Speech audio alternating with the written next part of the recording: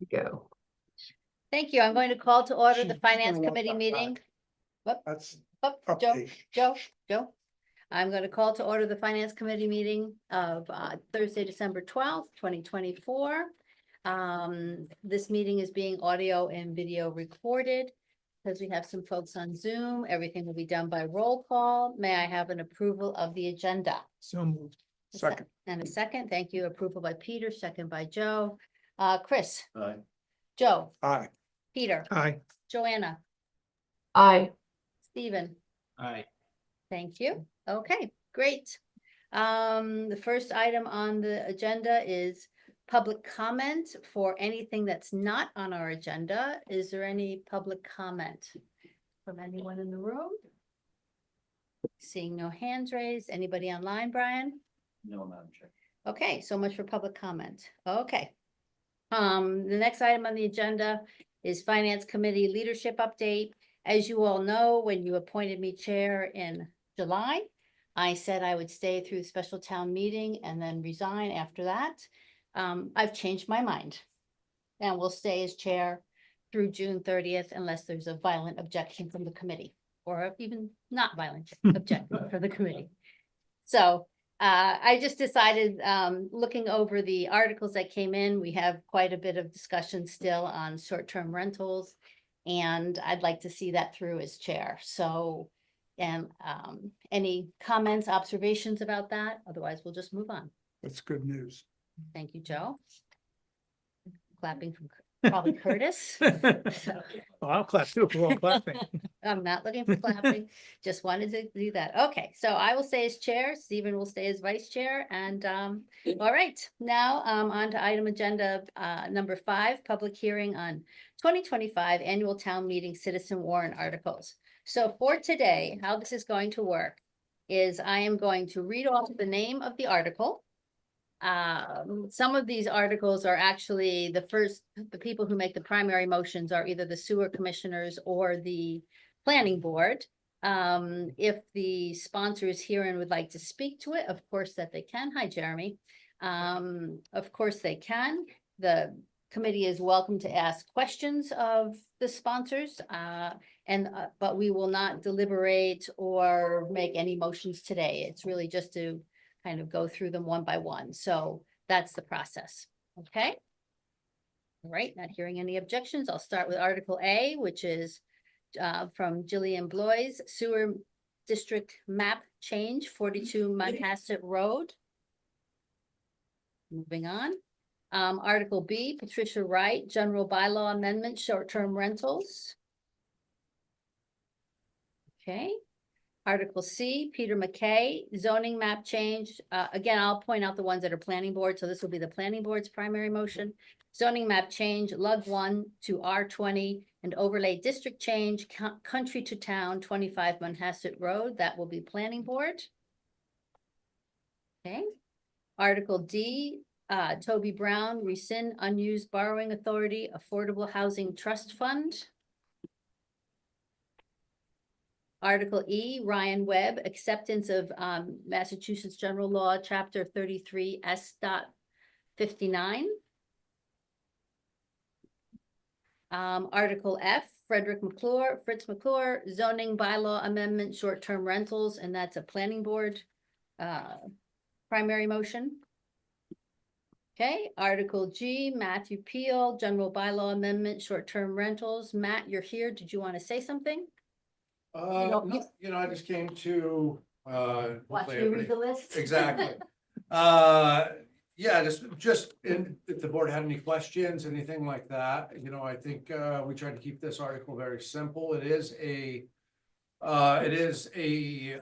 temporary article, so therefore it does have a 3-year period on it, and it's really just to collect information, see where the town's at, see where how many STRs they are, see what kind of revenue is generated off of them, and just kind of get some more normality around the issue. And so that's kind of our main goal. And I can definitely get into a lot more of the details when we have our formal hearing with the Finance Committee. But rest assured, we put a lot of work, a lot of research, and a lot of effort into this article, and we're happy to answer any questions. Peter? Thank you, Matt. Peter? Yeah, Matt, you say well, it's written on the document that we have that there will be additional restrictions on the operation of short-term rentals, but none of them are listed. Can you just give me an idea of what you're thinking in terms of additional restrictions? Yeah, so, additional restrictions, one of them would be a total of 70 days total, restrictions, and again, you know, we have a goal as Nantucket Neighborhoods First, and that's to protect neighborhoods from investor owned. You know, coming in, poaching the neighborhoods, and one of those goals, you know, so we put in some extra restrictions in there because you can't, you know, further these articles after they're submitted, you know, there's no adding restrictions anyways. So, 70-day restriction, for lots, single lots, 2 lots per person are the main two, or 2 lots per, or entity business or whatever, total or registration, excuse me. So, which I understand your, you know, So with your family ties and everything, it's. There's very nothing, there's conflicted. absolutely nothing to do with it. Absolutely nothing to do with it. I don't get any money from my son's business. I don't participate in my son's business. So it's, yeah, and my son, quite frankly, my son doesn't even need the money for that. Okay, my son's been very successful on his own. But aside from that, it's just a question for you. Are you really rewriting what's been done 3 times from the Sconset Group or our good neighborhoods, whatever you guys call yourself at this point?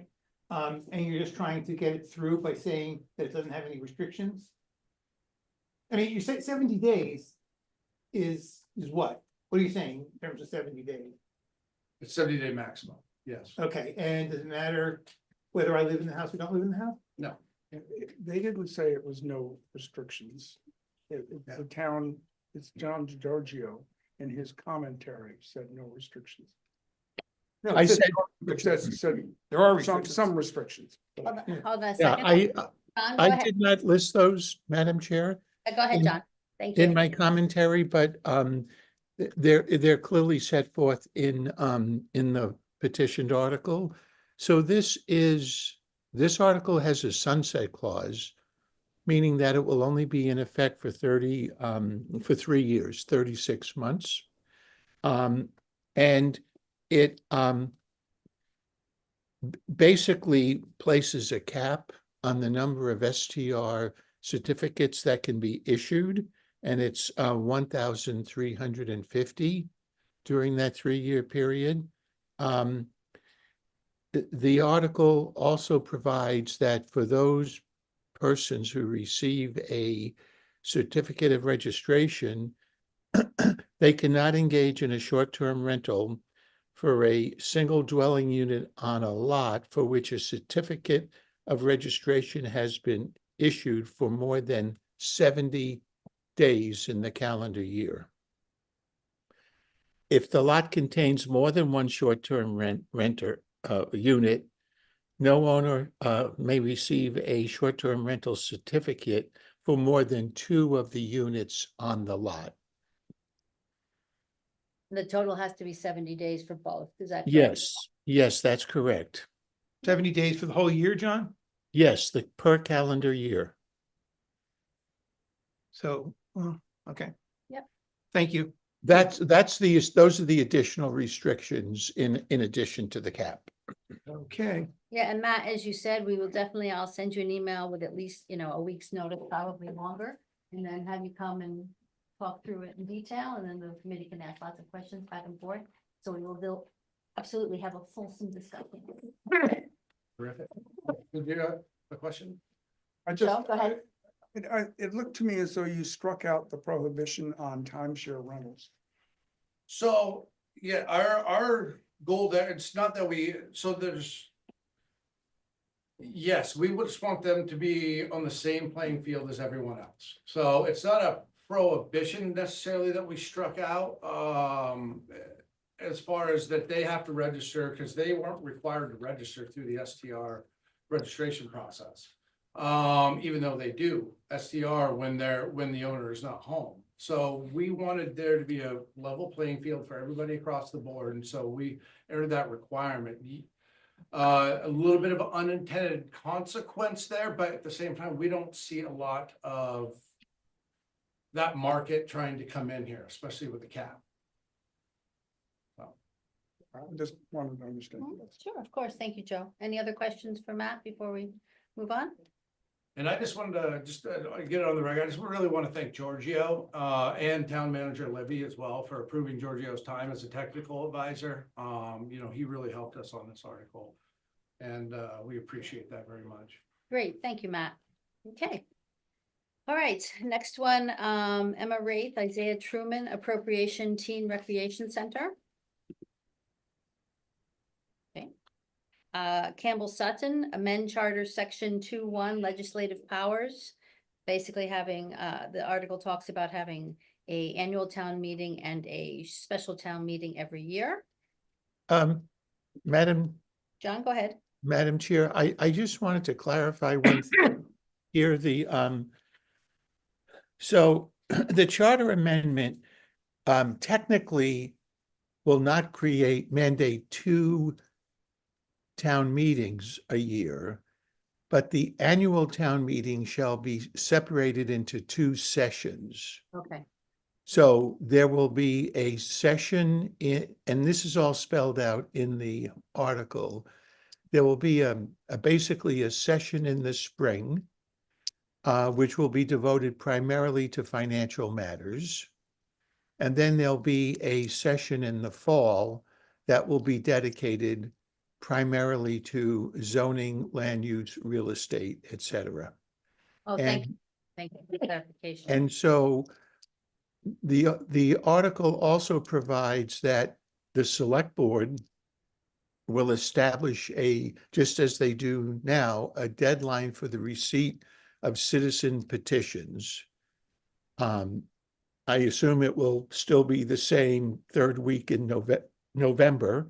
But unlike the current practice where all of these articles would go on the annual town meeting of the spring town meeting warrant, the select board will have the discretion to divide the articles between the 2 sessions of town meeting, either in the spring or the fall.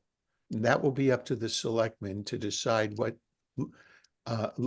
makes the most sense in terms of other business on the warrants. There will be 2 separate warrants issued, even though they'll both be annual town meeting warrants. Anybody, of course, any voter can still petition with 200 signatures for a special town meeting at any time.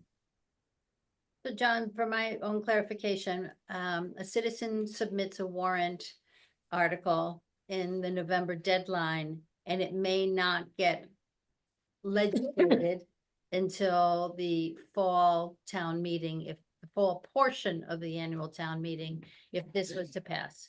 Yes. Okay, thank you. Okay, any other questions for John before we move on?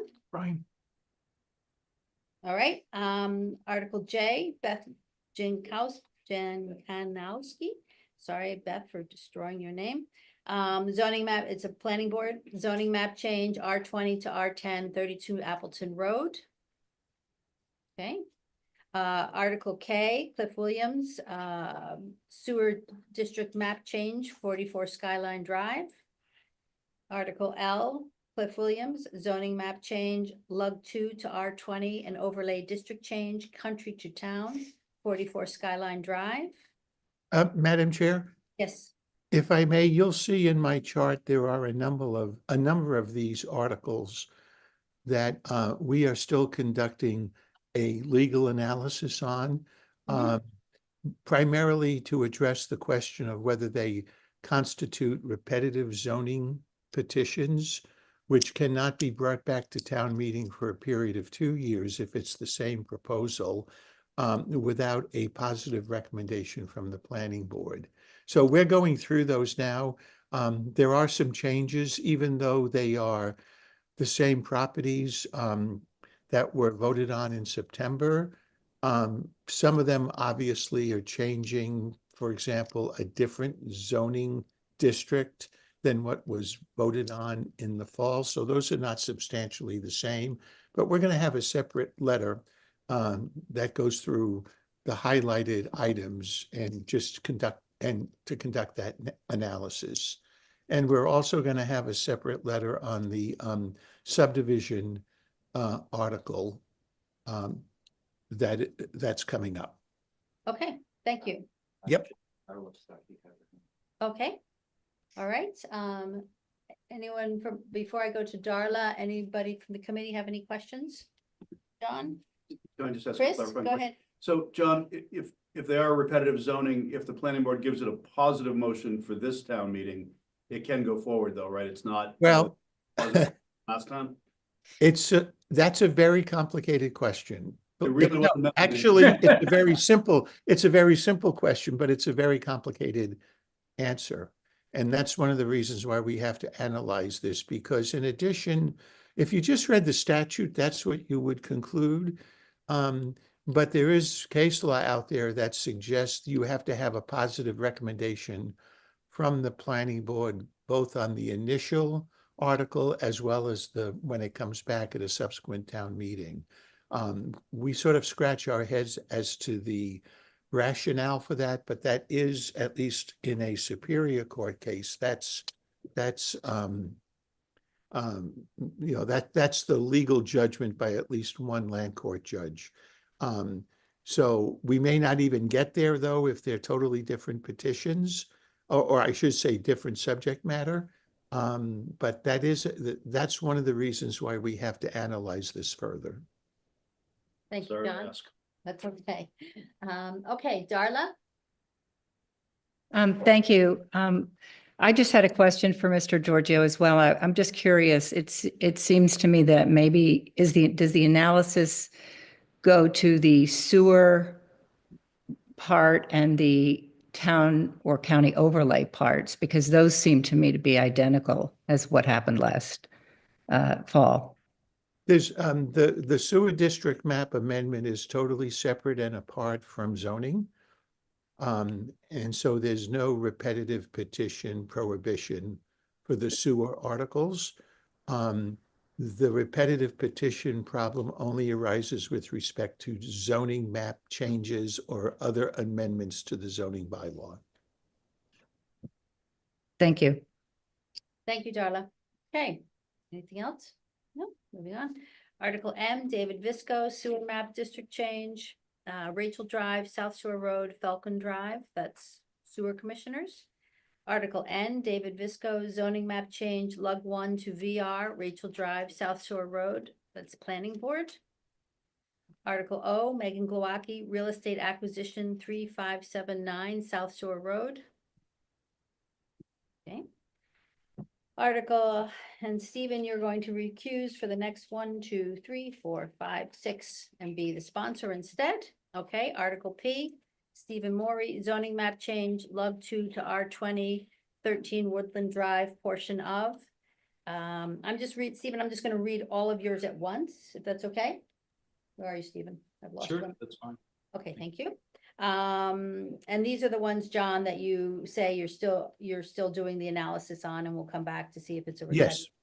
Okay, Article Q, Stephen Morey, zoning map change, R20 to R10, 13A Woodland Drive and 13 Woodland Drive, portion of. Article R, Stephen Morey, overlay district change, country to town, 13 Woodland Drive, portion of.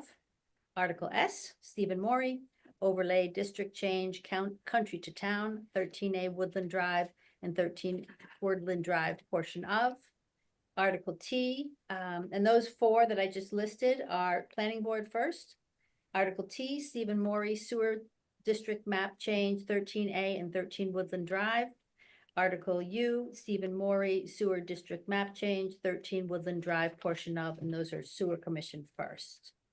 Stephen, did you want to speak to those?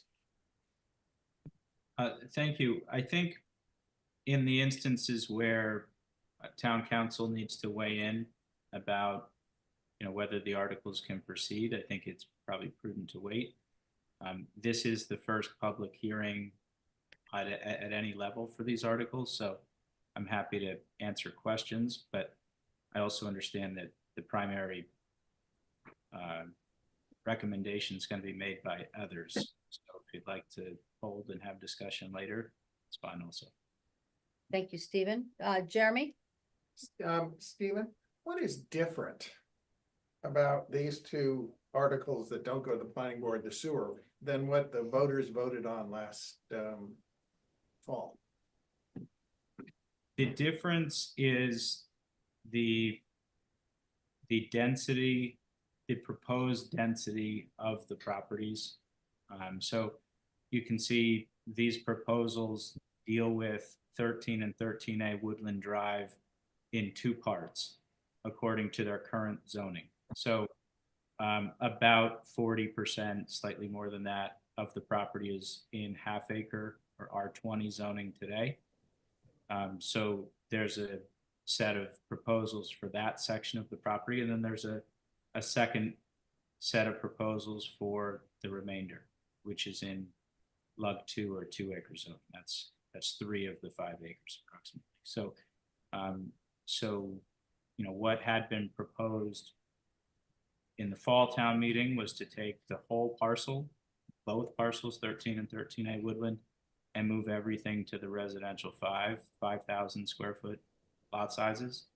And these proposals would take a portion of the property and move it into 10,000 square foot lot sizes and the remainder into 20,000 square feet. So the sewer, specific to your question, the sewer proposal is for certain portions of the property and not for the entire parcel.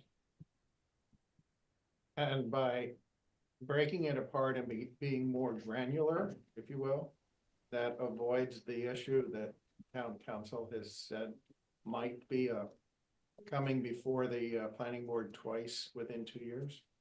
No, that wasn't the intent, and I don't think that's the effect either. The zoning changes are substantially different because I'm not proposing to change the property into the same district.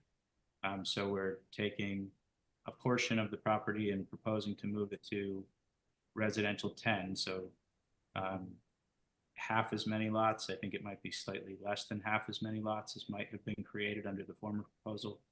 And the other portion, the 60% of the property, would be moved into half acre zoning, which I think would yield 5 lots, and it would have been significantly more if it were approved to move into the 5,000 square foot lots.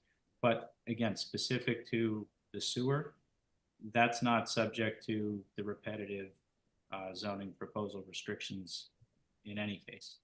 So there's no benefit to breaking it up the way I have. Thank you.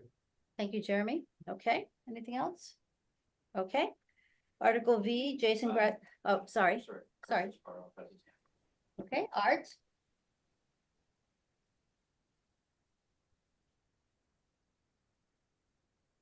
He disappeared?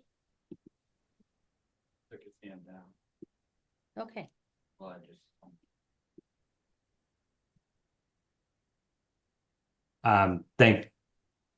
Thank you, Madam Chair. Can I be heard? Yes, you can. Thank you, Art. Thank you.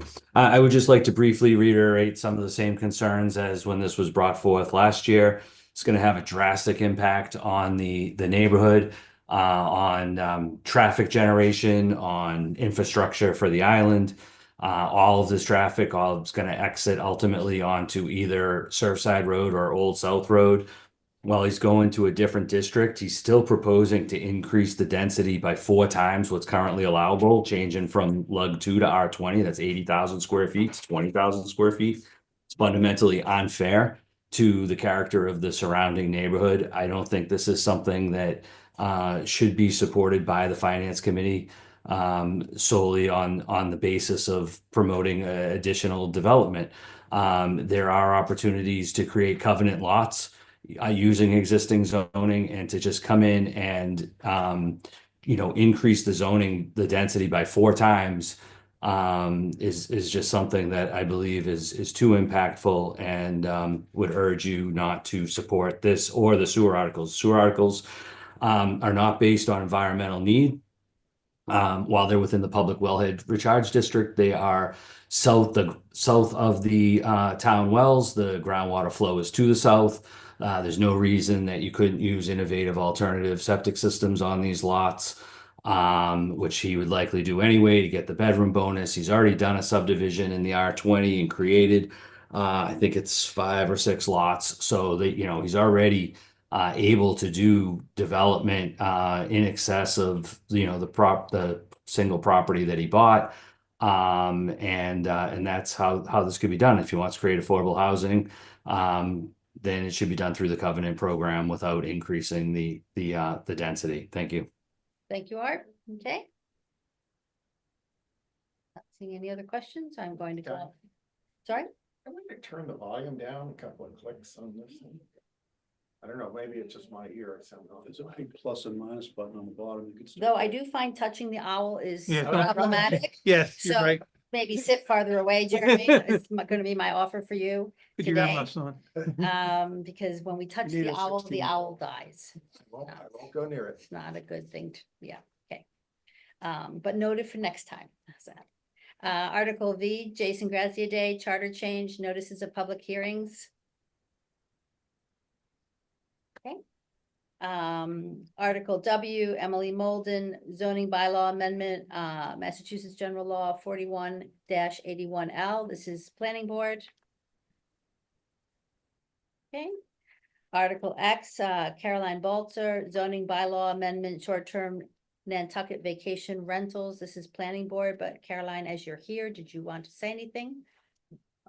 No, not for today, although I did want to ask a question for you, Madam Chair, to the Finance Director, if I may, to assist with the article. Sure, go ahead. Thank you. I think it would be wonderful. Last night I was at Select Board and the presentation that you made with the graphs and charts was really excellent, very helpful. And I'm wondering if there would be a way for you to add in the number of properties in 2023 and 24 that paid the room occupancy tax. There's no way for me to know. And is something that one could find maybe on the Department of Revenue site? Don't believe we would be able to find it on the Department of Revenue site. Okay. And is it something that the town could assist with? Because those numbers would, I think, be very helpful for all of the short-term rental articles. I think correct. When the STR registration that is being conducted and required through the Board of Health, through GovOS is completed, then that will be the way to do it, because anything that we would have, most likely would have duplicate registrations on it and wouldn't be very helpful or useful Okay. at this point. When will that be done, Brian? Do you Well, know? people are registering now because I think you have to register by, I forget the date for the January 1st effective date for your certificate, Mm-hmm. but I know that it's ongoing right now. Okay, so we would know latest by mid-January. We'll have a rough idea because people are registering every day. Okay, And is there any way to provide, in order to really have that tell a story, to be able to look at the difference between hotels, inns, and private homes Well, over time? the registrations through the platform is only for people utilizing it for short-term rentals. Any of the other traditional lodging establishments aren't required to register through that. And there, again, there's nothing through the state that those other ones, so there's no way to parse it. Thank you. thank you, Caroline. Article Y, Stephen Well, oh, sorry. I'm Matt? just gonna make a comment to Ms. Bolzer, and just to give you some more information as well. I just talked to the Department of Health, and there's only 600 registered STRs with the town as of today. Okay, So thank you, Matt. Data is our friend.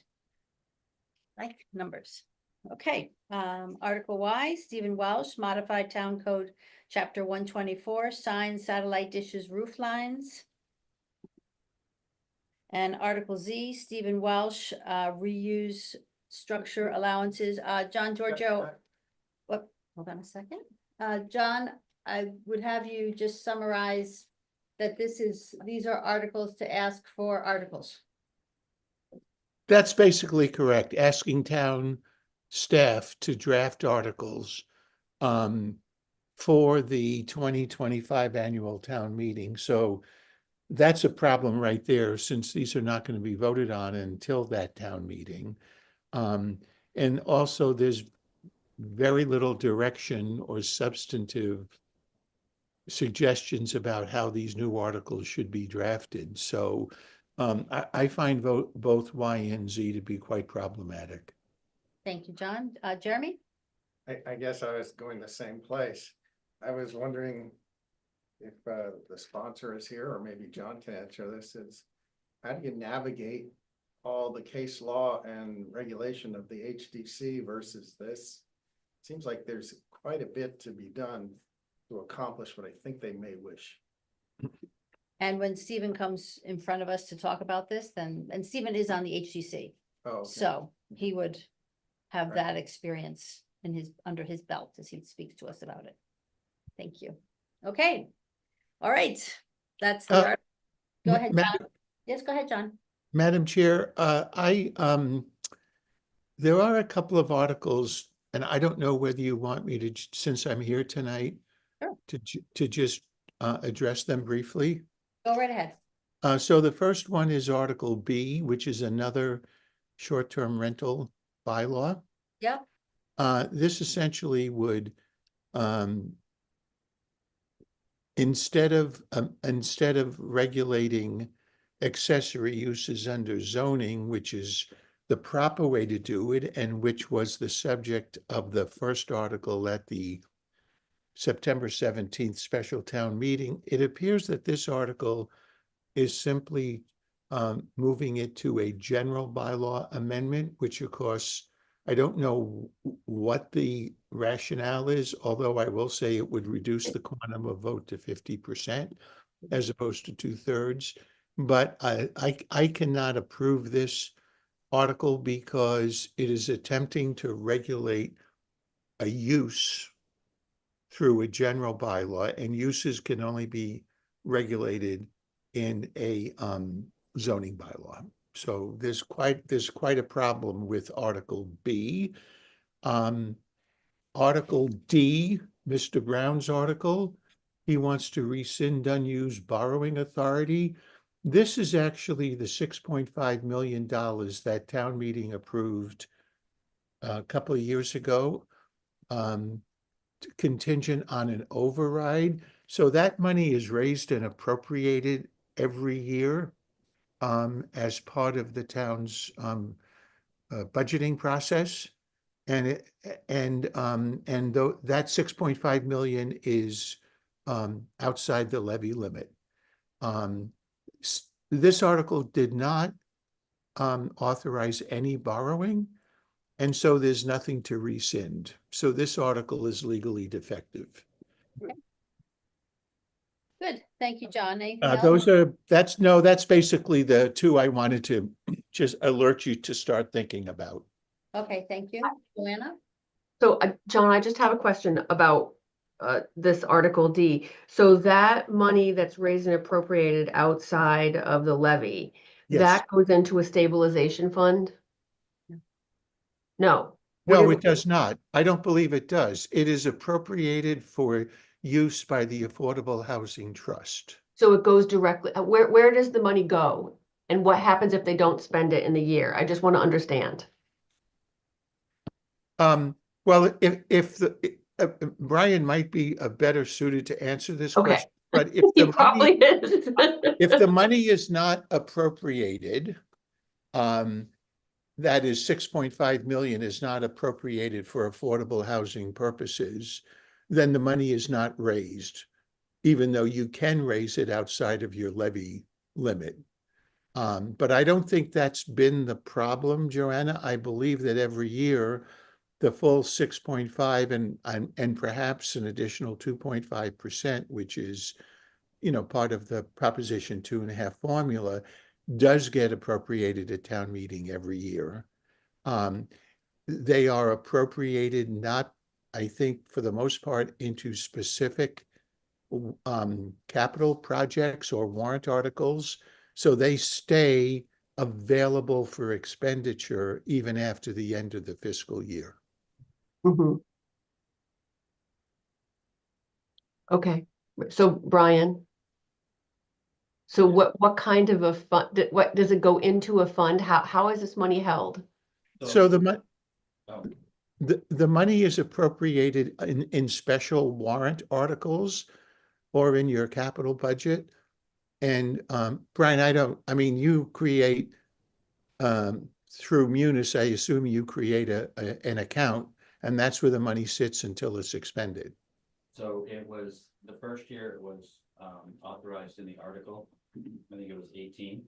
Last year it was authorized as a transfer to the Affordable Housing Trust through Article 8, which is the general fund operating budget. The money on July 1st is transferred into the Affordable Housing Trust. We have works and objects set up for the Affordable Housing Trust within Munis. And after it's voted at town meeting and transferred on July 1st to the trust, anything that's unexpended from that transfer continues to roll over and they can continue to expend. Okay. Because basically what you're saying, John, is that this article is defective because you have to ask for the money every year anyway. It's just, what we passed was that you were allowed to ask. Well, Joanna, the reason it's defective is because it's seeking to Get rid of it. send unused borrowing authority. Yeah, which there And isn't any. there isn't any under that article. Okay, that's what I wanted to be clear on. Thank you. Okay. All right, anything else, John? Okay, And I don't know. okay, thank you, John. All right, so actually items 5 and 6 were done together. Public hearing on the 2025 annual town meeting citizen warrant articles and discussion of 2025 annual town meeting citizen warrant articles. Now we're up to committee reports. Peter, I'll start with you. Okay, well, the sewer committee is really easy. We had one person bid to be to participate, and we're still negotiating, I think, at this point, right, Brian? Or With sewer, the solid waste. Solid waste. solid waste. Solid I'm waste. sorry. Yeah, Yeah, I'm sorry. you said, you did say sewer. Yeah. There was one respondent and we're currently still reviewing and reviewing it against the evaluation. criteria. And is that the existing? Yes. Guy? Yes. Okay, Island Home. Our Island Home was approved by the planning board this week. We're presenting it for approval to the select board next week. A lot of work has been done. Whether it's gonna pass through town meeting is still a question, but it's at this point, I think, we've tried to solve the problems that were created by placing it where it is. And I think we've done a good job. I think the architects were really, really resilient on this one. So we'll have to see what happens. Thank you. Go ahead, Jeremy. What are the rough justice current financial metrics Of our of Island the Home, project? of Or now or afterward? what we believe the costs will be and what are the metrics that people are using? I don't know if I quite follow. The cost of building the building, Yeah, how much does it cost 104 million, and we've already spent 8.5 of that on the 104. planning? Yeah, Joe? My understanding is we're spending more or less $10 million a year on the existing facility. Is that a good number or is that? a little It's- less. It's close, more or less. And how much of that would go away with the new building? Not much. Is it mostly salaries It's the for same, it's the specialized? same number of beds, Joe, so it's not gonna, not an increase in volume. The increase is gonna come, there is gonna be increases in rates. I mean, we're starting an increase in rates shortly, but there's not gonna be an increase in beds. And that's usually No, like that I know. 20 odd beds? 45 beds, 30, 45. 40, 45. something. 45. 45. bed. There will not be a substantial amount that's gonna go away. We're actually gonna do a presentation next week for this, but any of the changes in cost probably are gonna be in utilities and building and maintenance, but with a 45 bed facility, you're still gonna have the majority of those costs. But there's not gonna 85 be- is basically labor. 85% of the budget for our Island Home is basically labor or Between- related well, to. labor related thereto or made up of professional services Right, for travel. right, nurses, so, yeah. yes, Okay. There's not a lot of staff that has to be added for this at all. And the financing cost for the $100 million? an awful lot. 7%, 6%, 4%? Will be tax exempt or taxable? 4% coupon rate right now. hopefully we'll be able to be all tax exempt. That's the way we're planning it, and it's approximately probably $50 to $60 million in interest on top of the borrowing cost. And what will the annual, with that 4% for 30 years? What will the- $8.4 million annually, And that amortizes into what, 30 years? 25. So eight and change pays for it. On top of the 10 million the town currently spends. Correct. So this will be an 19 million dollar a year cash flow cost to the town. Minus about probably about 6 million in revenue from user charges. Oh, okay. Because you have to remember that they charge for residents there. The town through the override is about $5.5 million contribution to the operating costs. So this debt would be in the general fund, but you'd probably be looking at about 12 to 13 million, give or take. So it'll be the same approximately 5 million subsidy with a little under 9 million of Debt debt service costs to provide now. I thought today's thing was 20 odd beds. No. No, 45. It's 45 already? It's, Okay. it's always been 45. Okay. Occupancy is about 37 or 38. Okay. Yes, go Madam ahead, Chair? Joe. Did anybody look at taking the $100 million and putting it into some sort of a trust fund to finance home care? Well, since it would be a borrowing, I don't believe that the statute would authorize or allow us to borrow to put into a trust fund to pay for what most likely bond council would deem to be a normal operating cost or a payment to that. I don't even know if it would pass the anti-aid amendment. So I don't believe it's a viable solution. Joe, you're talking about home care? Yeah. The problem with home care on this, on Nantucket, is we can't get nurses to begin with.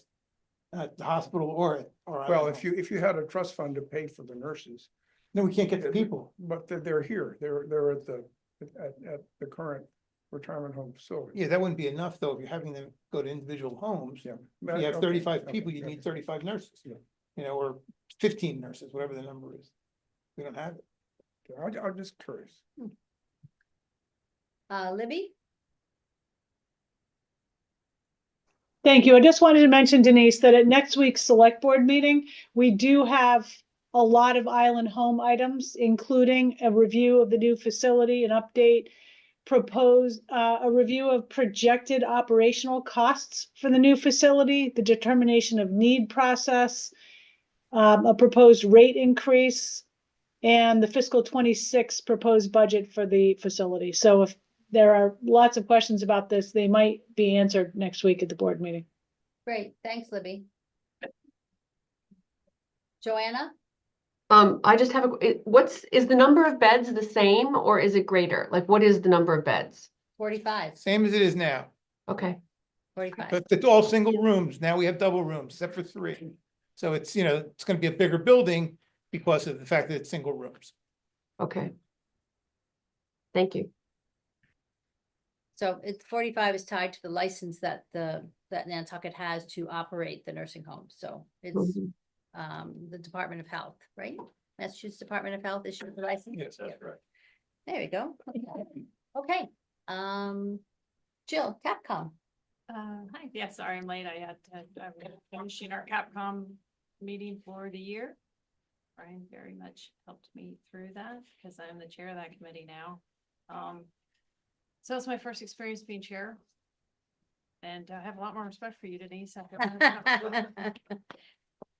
We made you chair of finance committee when you weren't here. We all voted you in unanimously. We've had a really challenging season actually, because there were so many requests. And we just went through, we do a ranking system, which I think Brian uses as well. And I think it's a very good system. It gives us a starting point to talk about things. So we finished that and then we finished our discussion today. So we'll have our report and it should be finished. Hopefully it'll get approved by about January 14th. That's the goal. Perfect. So it'll be done before we do the budget reviews on February 2nd. That is the goal. Good. I do not think we're going to discuss them anymore. I think that we fleshed everything out. So, yes, but it is a lot. It's a lot. and I know most people probably don't read the report, but we have some fairly pointed comments in this report, I think, coming up, and I think it'll help explain why we approved what we did and didn't. Okay, good. Do you want to share the number? Or you're gonna wait till the report comes out? I actually know what it is, because we approved some things. Oh, prior to okay, the you're just finishing up today. Okay. Yes, we approved another, I think, $12 million today, so are we at, hold on, oh, I'll tell you, Sue just texted. It's $258 million, Okay, then. that's our island home, it's $258 million. Including our island home. That includes our island home, that is in the recommendation. On that one, what I can tell you is, some people in the committee want that and some don't, and we really feel like that's up to the voters. I mean, that's gonna go on the ballot, so I think that's fair. So, And that's over how many years of spending? The 250. well, our island home is in that, so that, and then the DPW building is in that, and that's another $80 million, so those, 180 to 250. so you take those out. Otherwise, it's 70, so about what it normally runs, Yeah. 50 to 70 a year. Yes. Yeah, okay. Exactly. With the two extraordinary ones taken out, it's running about what it normally runs. Yeah, there's another big one in there, which would be the town employee housing, and I think that's Which is 14 million, I think. Okay. yeah, so that's a lot too, but And it, the other thing to remember too is that 258, subtracting those three includes both general fund and is inclusive of the enterprise fund, so. Mm-hmm, yep, Not all. right, not all general fund. Just not all general. yes, it's all new money, but not all on Brian, I guess, to figure out how to pay for it. So anyway, that's where we are. I'm Okay. also on the town council study committee. Did you? want to Yep, talk about please go that ahead, too? yeah. And that is, where are we with that? We've, my esteemed colleague here, Caroline, she's on the committee as well. And we meet now every other week. I think now we won't, oh, and Curtis, I didn't see you there. Sorry, Curtis. You said hello to me when you. Fran Curtis, I don't really think you to be like committee I'm call. meeting once a month now.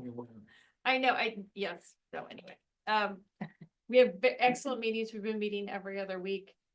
And we're discussing now doing a sense of the meeting, which that would come before the finance committee to talk about. If we Right. do that, Last night at the select board. and a sense of the ballot. And Okay. so that issue was coming up last night in select board, and the select board did endorse doing both of those. things. Okay, so it's that's one article we can look forward to. Of the town-sponsored articles, Yes, one of 80. So, and we can decide if we want to, make a motion on that or not, I guess. Yeah. So. Yeah. Leave that with this committee. good. All right.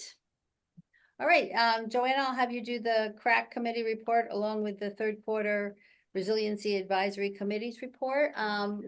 Yeah, Brian. Maybe- Brian can share screen. Couple things on this, Joanna, if you can, just for the committees, for the finance committee's edification, the Coastal Resiliency Advisory Committee is just that, an advisory committee. So this group does all the work in thinking about this, and then it goes to the select board and town administration to then talk about how they want to prioritize and potentially invest or not invest. It's really up to the policymaking arms of the town to go through this. So, I just wanted to make sure that we all understood how this fit within the town. So with that, over to you, Joanna. Thank you. Thank you. I wanted to, so since Leah has come to our committee, one of the things that I think that she's done a great job of is issuing a quarterly report. And it made sense to me that I should ask Denise if I could bring it to this group so that you guys could see and understand some of the things that this group talks about and works on. And one of the challenges, Brian, I'm not really going to go through the whole thing. Because I think people can read it on their own. I would ask you to push forward to the discussion on funding mechanisms for CRP projects, because I did want to touch on that. But everything else people can read on their own time. What I will say is that this committee has a high degree of engagement. There are a lot of things that keep Vince and Leah very, very busy. I think most of you, here it is, are very familiar with the CRP and the different priorities in terms of funding. One of the things that our committee does is write letters to the select board asking them to consider certain things, as Denise pointed out. And one of the things that we're working on right now is a discussion on funding mechanisms for CRP projects. And this has come up in various ways over the last several years. We had a whole day of discussing this with Arcadis once at the Nantucket Hotel. And we had citizen warrant articles, or select board articles rather, for betterments at the last town meeting. And I think that since we are a group that pays attention to money, that we should be looking at what some of the ideas that this group is looking at putting forward to the select board for consideration is. And to that end, actually, John came to our meeting this week and talked about stabilization funds and a revolver and whether or not we could do anything with the beach sticker. And so we had some ideas, and we're working on crafting that into a letter that would potentially go then to the select board to consider our ideas. Because I think the concern of the group, and there is a representative also from Capcom on there, Christie's on there, is I think one, that when we are working on capital projects and the funding for capital projects, that we're considering coastal resiliency as we agree to spend money on these projects, which makes sense. And two, the need for us to really think about how we're going to fund any coastal resiliency projects in the future. Because as of right now, I believe that we're kind of allocating $1 million a year towards these efforts, but the price tag on the bulk of the projects is much higher, right? And the other thing that we've been trying to do is to engage with the Steamship Authority and to understand what their plan is, because in terms of, the analogy of the dominoes and how they'll all fall, one of the most important things that we have to figure out is what the Steamship Authority's plan is and how they're going to pay for it, and then how it's going to fit into the puzzle of how the town addresses these projects. So from a funding mechanism perspective, this group, and I expect it will happen and go on for the next several months, will have discussion about what these recommendations to the select board will ultimately be. So I wanted to share this with you. I will make sure that when this report gets issued quarterly, as it now does, that the Finance Committee through Denise will get a copy of it so that you can read it and understand what we're working on. But I'm happy to answer any questions. Jill? So do you all not have any ideas about how to fund it? Or, I mean, I see the beach sticker, but I see you want to create a fund, but like, I see grants aren't gonna cover all that, I know. Nope. Is anyone talking actually about using some of the land bank money and diverting that and changing their charter? Nope, no one's talking about that. Not yet. We did. You put their words up there, so that's why I'm asking if that's. Yeah, I mean, what was discussed was whether or not there could be a percentage of real estate transfers that went into a fund like the land bank's fund, right?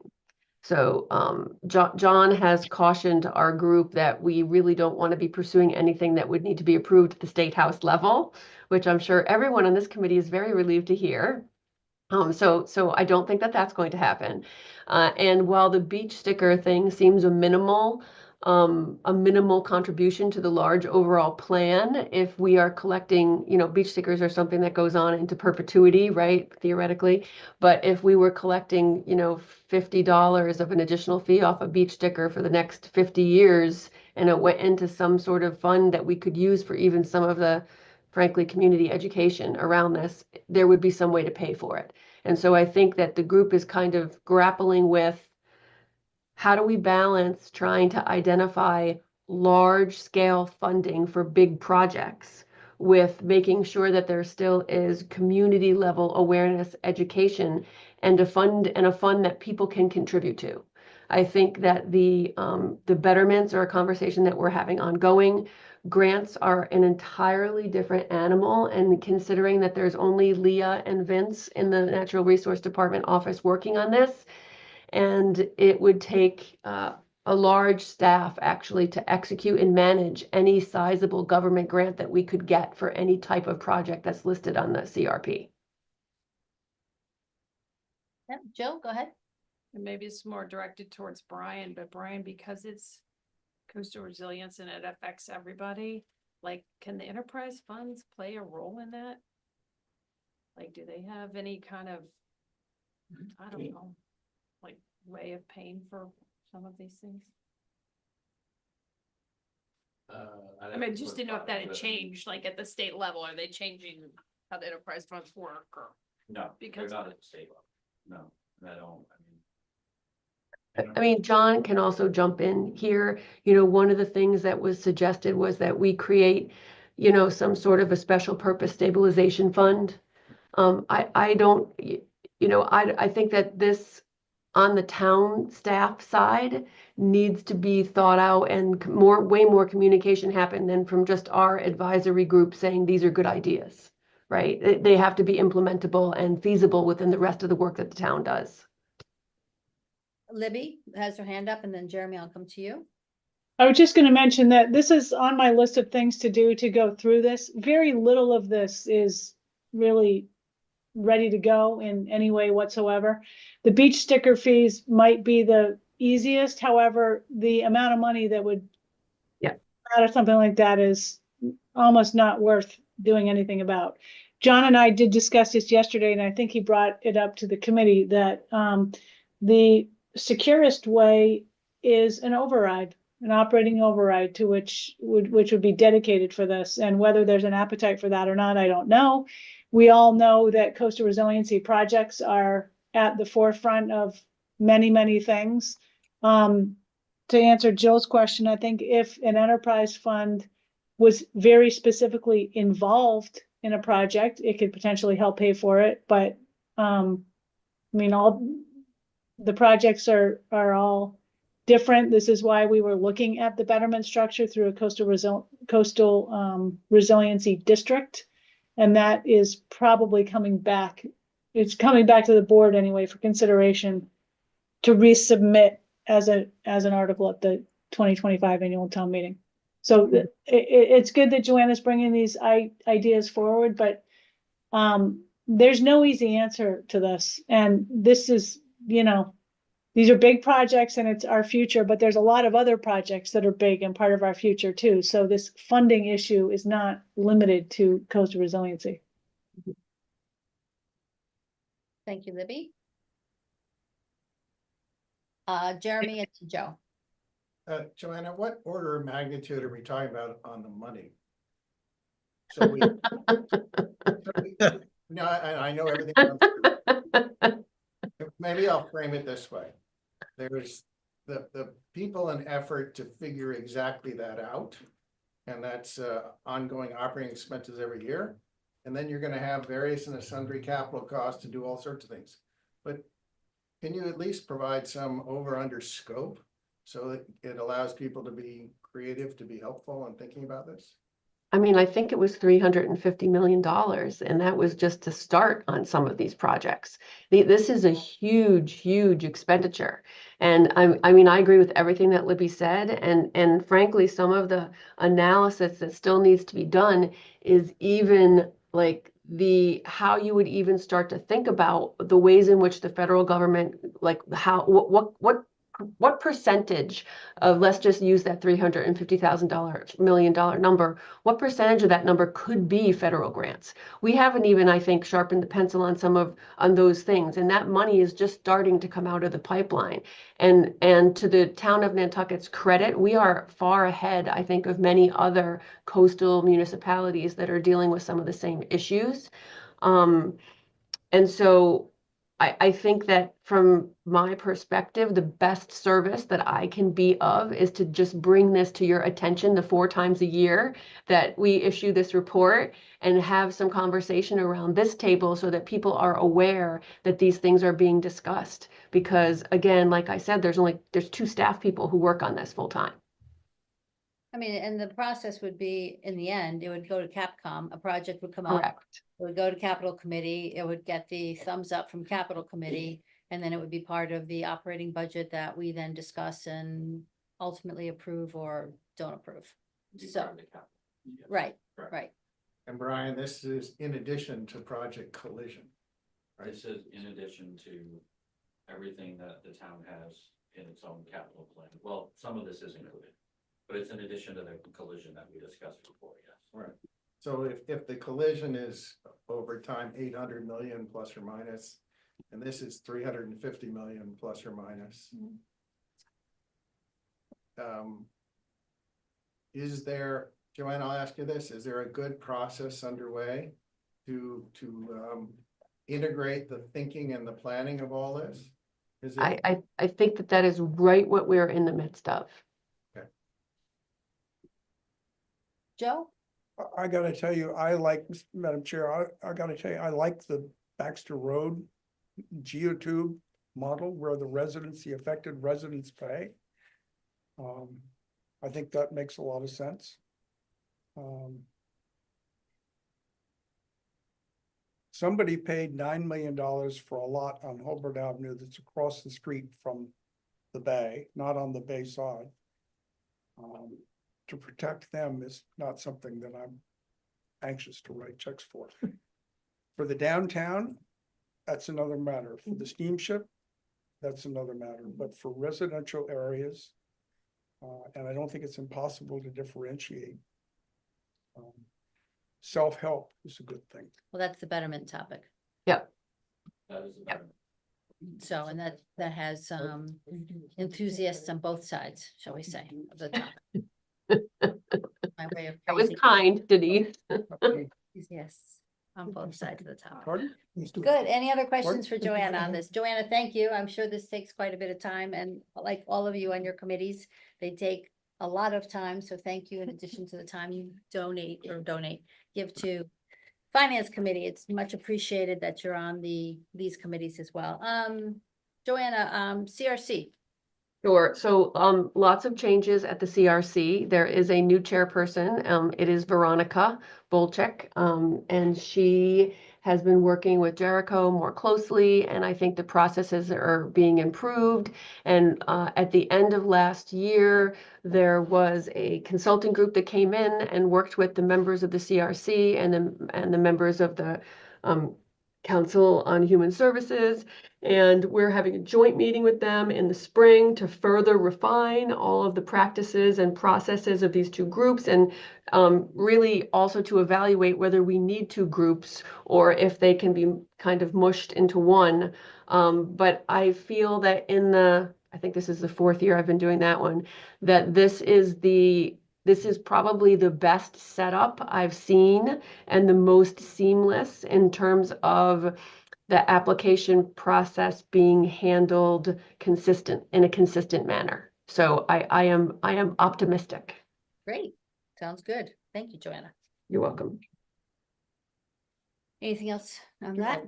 Madam Chair, Joe? do we have any idea how many select board items there might be for this warrant?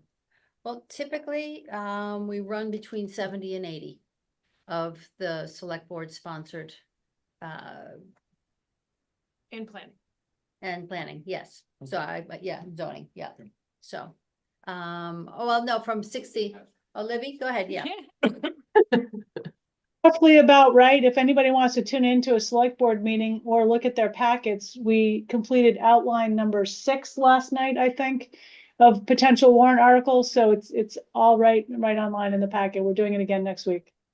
And how many were there, Libby? I didn't count them up, Denise, but I think you're right. There's probably around 80, 70, 80. Yeah, because we always come in because I did 20 years worth of analysis on, I looked at 20 years worth of warrants. I didn't do 20 years worth of analysis, so it felt like it at the time. And I think the least number of articles one year was 84 and the most was 112. So that's over the last 20 years. It's special town meetings and annual town meetings. So, yeah, so at least 80, probably around 100. So here we go. I know it's fascinating dinner conversation for anybody who wants to have dinner with me and talk about all that. So there you go. All right. The date of our next meeting is Monday, January 6th at 4 o'clock. It's hybrid. I believe it is in, we don't have a location yet, right? We're still working on locations. finalizing the location. Okay, so- And if we have it, we'll send all of them out to everybody with outlooks. Okay, perfect.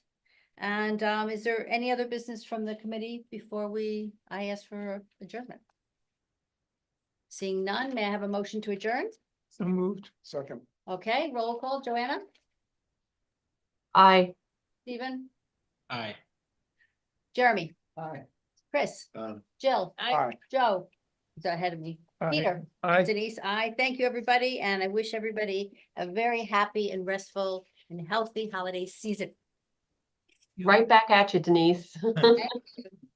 Thank you all. Thanks, everybody. Brian and thank you.